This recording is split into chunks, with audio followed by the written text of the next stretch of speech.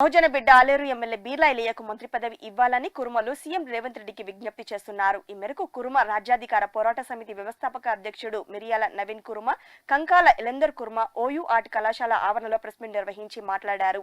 రాష్ట్రంలో 40 లక్షల జనాభా ఉన్న గొల్ల కురుమలకు మంత్రివర్గ విస్తరణలో సముచిత స్థానం కల్పించాలన్నారు. నల్గొండ జిల్లాలో ఉన్న ఏకైక బీసీ ఎమ్మెల్యే ఐలయ్యకు మంత్రి పదవిని ఇచ్చి తమ బహుజన సమాజానికి న్యాయం చేయాలని కోరారు. ఈ కార్యక్రమంలో మల్లేష్ కురుమ, జేఏసీ నాయకులు పర్వతాలు కురుమ పాల్గొన్నారు. ఈరోజు ఉస్మానియా విశ్వవిద్యాలయ వేదికగా ఈ కార్యక్రమాన్ని చేపట్టింది కారణం ఏంటంటే, బడుగు బలహీన వర్గాల ఆశాజ్యోతి, పేదల ముద్దుబిడ్డ, ఎవరైతే ప్రజలు ఎప్పుడైతే అవసరాల్లో ఉన్నారో వారందరినీ కూడా నేనున్నానంటూ ఆదుకున్నటువంటి గొప్ప నాయకుడు, గొప్ప మనసున్న వ్యక్తి బీర్లా ఐలయ్య గారు. అలాంటి వ్యక్తి రాజకీయాల్లో ఉండడం చాలా అరుదు. ఇలా సేవా గుణం ఉన్నటువంటి నాయకులను మనం ముందు వరుసలో ఉంచాలి. అసలు కాంగ్రెస్ పార్టీ నినాదమే సామాజిక న్యాయం అంటున్నారు. సామాజిక న్యాయంతో పాటు కులగణన కార్యక్రమం చేపడుతూ ఉన్నారు. కులాల జనగణనతో పాటు ఎవరి జనాభా ఎంత ఉందో వాళ్ళకంత వాటా ఇవ్వడానికే మేము ముందుకు వస్తున్నామని చెప్పేసి మాన్యశ్రీ రాహుల్ గాంధీ గారు మనకు వెల్లడించడం మనకు అందరికీ సుపరిచితమే.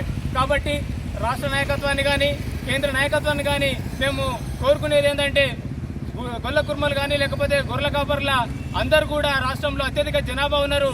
మొత్తం బీసీ జనాభాలో అత్యధిక జనాభా కలిగినటువంటి మా కుర్మ జాతి బిడ్డ అయినటువంటి మన బీర్లా ఐలయ్య గారికి ఖచ్చితంగా మంత్రివర్గంలో స్థానం కల్పించాలి.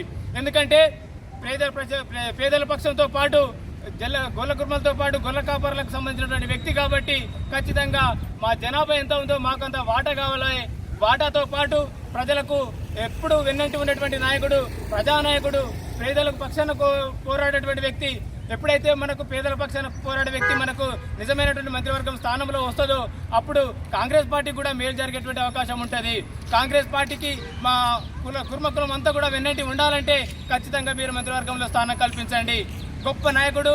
అలాగే మీ అందరికి కూడా మేము విన్నవించేది ఏంటంటే, రేవంత్ రెడ్డి గారు కానీ మిగతా రాష్ట్ర నాయకత్వాన్ని కానీ మేము విన్నవించేది ఏంటంటే, ఖచ్చితంగా ఐలయ్య గారికి మంత్రివర్గంలో స్థానం కల్పించాలి.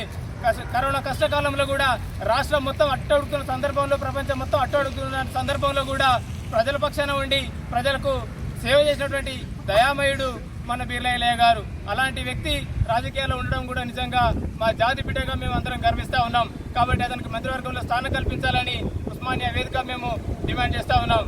జై కుర్మా, జై కుర్మా.